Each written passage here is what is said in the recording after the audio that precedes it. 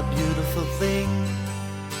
It grows to the quiver of a fife that sings. I can take it with the wave of my hand and place it upon my music stand.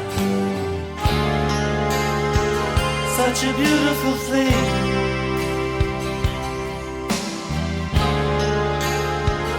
Such a beautiful thing.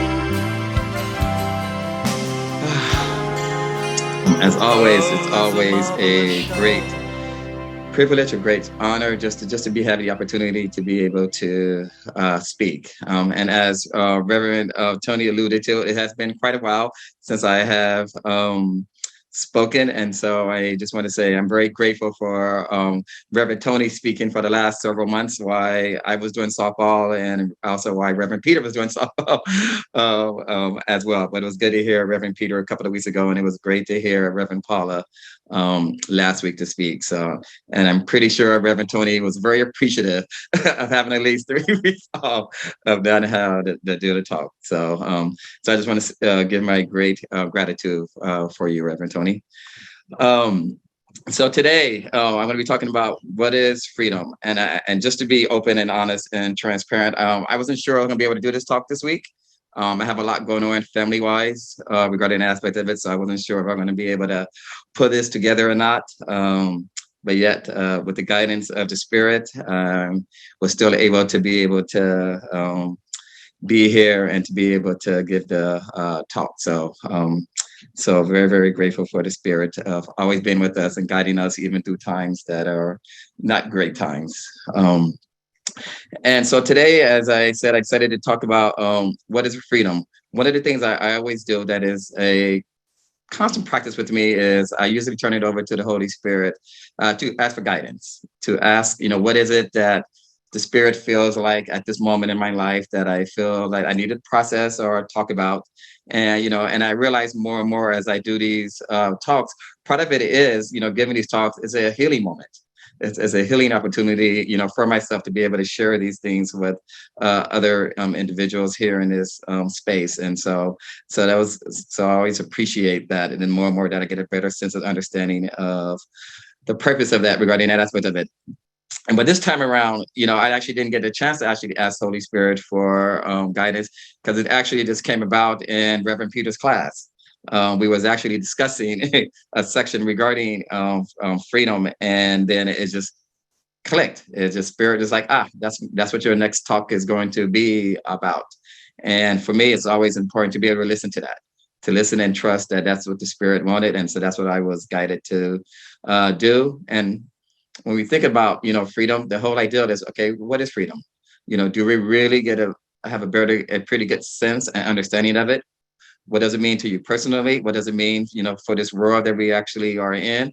Regarding that, there is like so many different ways that we can go and think about, when we think about the concept of freedom. So I just decided to ask myself the question, what is it? What is freedom and what does it mean? Because it means such a variety of different things. And so I did decided to look it up in a dictionary, just to curious of what they, concept of what they consider freedom is. Like, hey, why not? It's out there. So let's see what it has to say. And this is what it says.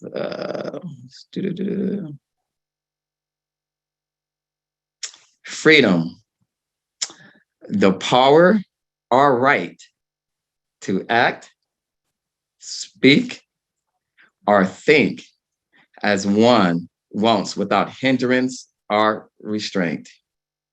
So just think about that. The power or right to act, the right to speak, to think on the one wants without hindrance or restraint. Very interesting definition in my mind of freedom, of how our dictionary sees and how it actually, is defined in this world regarding that aspect. I'm like, okay, that's a very interesting concept. But then also, when we think about freedom, and when I think about freedom, we also think about the whole idea of liberty. We think about autonomy, we think about the rights, because as we know, one of the things that are this world or this country is constantly, that we're aware of is a lot of us, fight for freedom for different reasons. freedom to choose, freedom to just to be in this space, freedom for such a variety of different things of, regarding an aspect of it. So I'm like, okay, that's the normal, concept of what, in my mind, of what we've been taught of how we perceive and how we go about, what we see as freedom regarding that. I'm like, okay, that makes sense. I get that. And I, understand that. But then I decided to like take a different look at it, like, okay, from someone who studied a course, how do we perceive freedom? How do we look at it? Do I look at it, very similar to the way that it was defined in the dictionary, or do I look at it differently and see it, differently? And so I, asked myself, regarding that aspect of it and to get a sense of it. And then I, realized for me, what it is like, yes, part of it is about the choices that we make regarding that aspect of it. And though, in my mind, freedom is about us getting to the point in our lives where we're able to truly shift and change our mind frame, our mindset of how we perceive things. So yes, we can have, civil rights, we can have all that, but yet, is that freeing our minds from actually still feeling some sense of guilt, some sense of judgment? It's like all those things. So, when we're in that state of mind, are we still free? Is our mind is free from all that? And so I was like, that's an interesting concept of the way to be able to look at it and to be able to see, from a course perspective, of how to shift and change that, and to see it more about the mindset of how I see things and how I go about, perceiving things regarding that aspect of it. And so the course tells us this: if God's will for you is complete peace and joy, unless you experience only this, you must be refusing to acknowledge his will. His will does not vacillate, being changeless forever. When you are not at peace, it can only be because you do not believe you are in him. Let's take a moment and think about that part, specifically the one that I really, really appreciated about this message from the chorus. His will does not vacillate. Spirit will does not vacillate. But yet, I know for me personally, I do find myself vacillating, a lot regarding that, aspect of it. And what is that, really about? But yet spirit doesn't. And we are not at peace. It can only be because you do not believe you are in him. And so when we think about, what is freedom, and we think about learning how to shift our mind, just think about it. Are we vacillating? Are we not listening, paying attention to what spirit or God wants? Is that what's holding us back? Because we're not truly allowing ourselves to believe and to trust and to turn it over and to let it go. Those are things I'm asking myself. I'm not in that high spirit realm yet, but yet, it's important to start thinking about those and to really, really think about it. And so it reminded me of, thinking about that is the things that I do in my life. I have so many things that I do that I feel very appreciative of and feel very privileged that I have the opportunity to be involved with so many different things. And one of the things, thinking about this quote it just brought up some stuff regarding my softball league. As many of you know, I'm the commissioner of the San Francisco Gay Softball League. And it made me think about, I've been there for quite a while. I think since 2008, I've been commissioner. That's a very long time to be commissioner of a league. But being in that position, I recognize that so many different things comes up, so many different issues that we have to deal with. And then it made me think about, okay, are these issues about our players and association wanting to feel like they want to have the freedom to be able to do what they want to do? And is the rules and the procedures that we set is actually holding them down because of that? Are we not allowing them to have their true freedom because of what we set forward of how to run our league or our organization? And, over the years, many different things has come up, and I, been very fortunate that I've been able to allow myself to get, through them, in a hopefully in a healthy manner regarding aspect of it. But yet recently this year, a couple of things came up, and it's really did give me the chance to think about the whole concept of what freedom is that because several of our, members and several of our players, were feeling like they were not being appreciated because of their racial identity in our league. And that took me for a loop there. I'm like, wow, I was not expecting that. It's just like, okay, what is that about? So I'm like, all right, it took the time to really look at that and to really allow myself to, process that. And then another issue that came up was regarding uniforms and dress codes, because one of the things that our league requires is for you to wear, uniforms. And then, then our members were, challenging us on that, challenging me as the, commissioner is, are we hindering individuals from allowing them to truly express who they are? By setting these, guidelines, these rules regarding that aspect of it. And so it's, got me to think and to, realize that.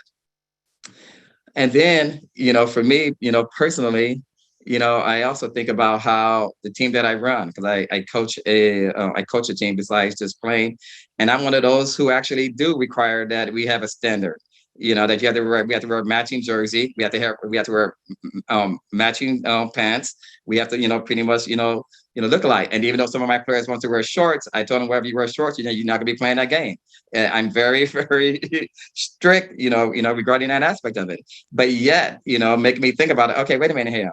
Am I holding them back? Am I not allowing them to express who they are because I'm setting these my own standards of what I perceive on the way things are regarding that aspect of it. So these are just some questions that I'm allowing myself to now to really start looking at. And who knows? It may change, it may not, but yet it's definitely allowing me to put it to the forefront now instead of like really paying attention to see where's that coming from. What is that about? And then I thought about this in the course.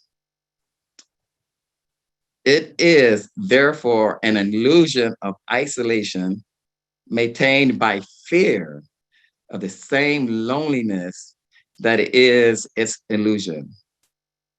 I said that I am with you always, even unto the end of the world.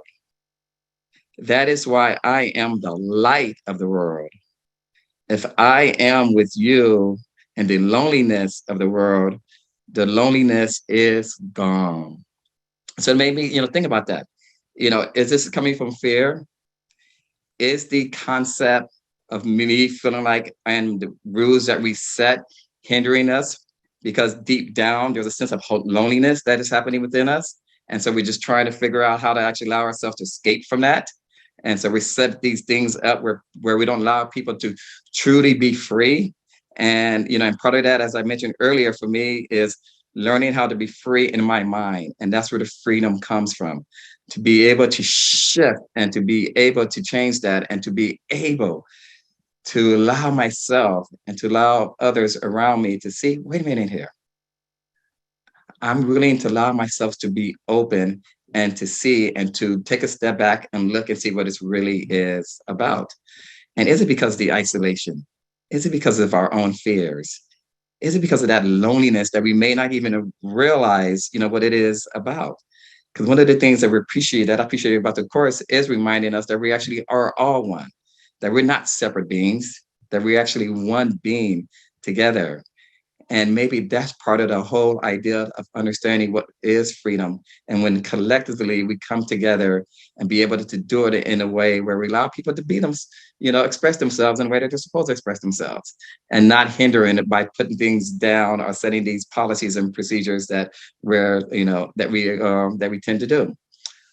And so it's getting me the chance to look at that and figure out a way of how to allow myself to remove anything that may appears to be loneliness, anything that may appears to be fear, or anything that may appears to be cluttering up my mind regarding that, for me not to be able in that space as much as I would prefer to be in. And then, of course, says this: light does not attack darkness, but it does shine it away. If my light goes with you everywhere, you shine it away with me. The light becomes ours, and you cannot abide in darkness any more than darkness can abide. wherever you go. I just love the course. I just love these quotes, these messages that the course continues to bring forward, for us. And for me, this one brought up, regarding work. As many of you know, I work for the San Francisco Department of Public Health, and one of the things definitely, that I have to work with and that I have to, deal with is, departments set policies, we set procedures, we set rules, we do all this. And, people who we fund to do the work and regarding that aspect of it, they have their ideals of what they want to do. They want to have the freedom to be able to do what they feel is right. Regarding that, aspect of it. And, when they're not in agreement with us, I do feel attacked. I allow myself get into that negativity of feeling like, because from my perspective, I feel like I always try to come from a loving and healing space, whenever I put anything forward, as much as I possibly can. And it be yet, when you have to be in a position where you set these policies, these procedures, these rules, whatever it is, and you're getting attacked for it, how do you sit with that? How do you allow yourself to be able to take that in? And yet, for me, to not take it personally and to understand that it's about freedom.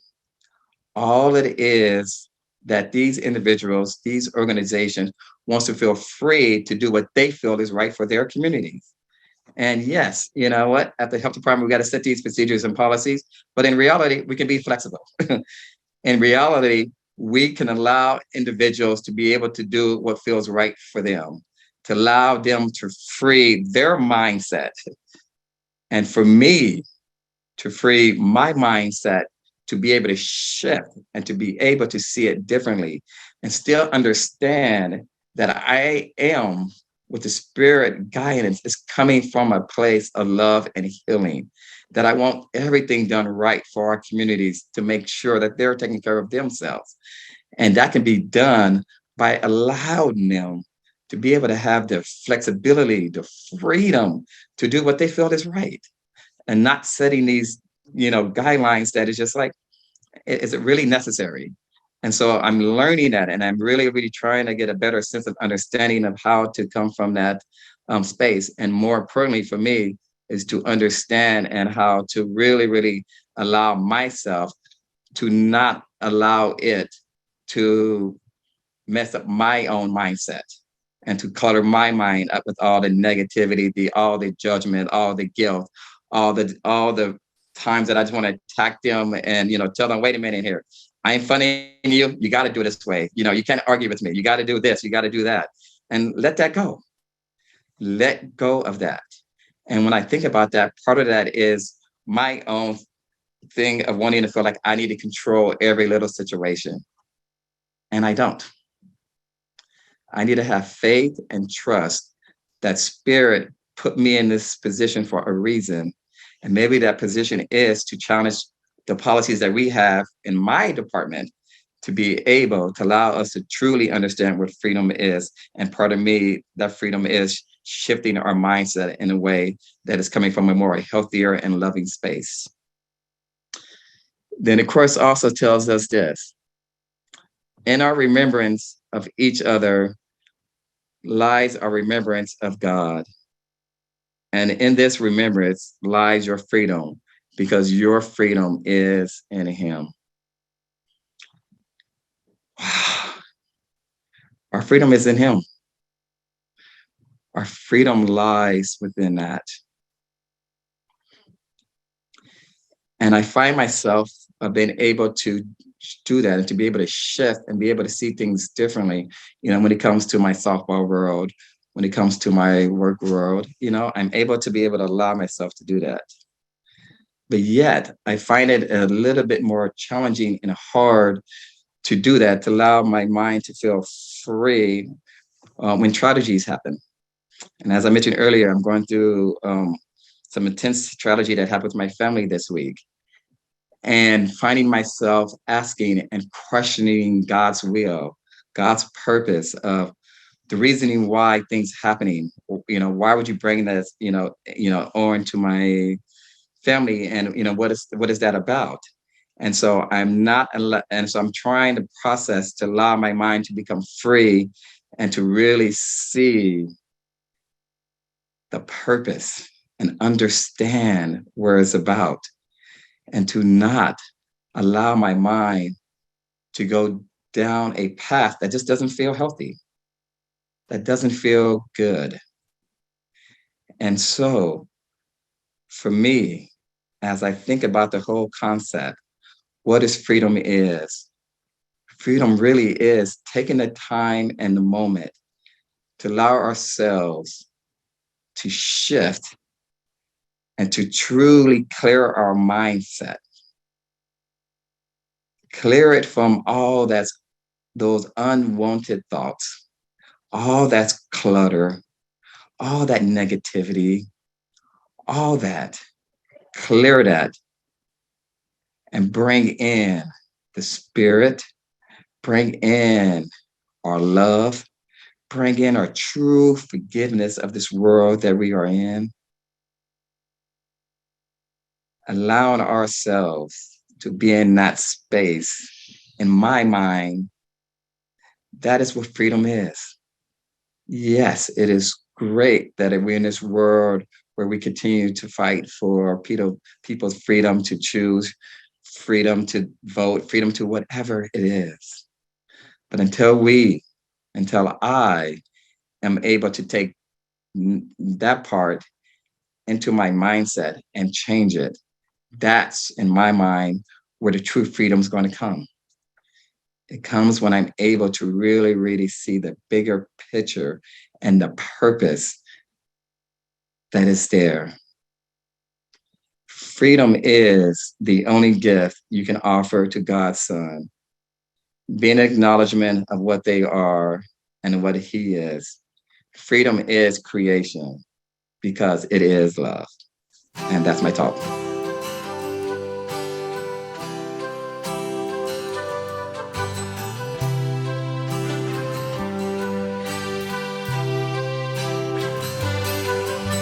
A flower is a beautiful thing. It grows to the quiver of a fife that sings. I can take it with the wave of my hand and place it upon my music stand. Such a beautiful thing.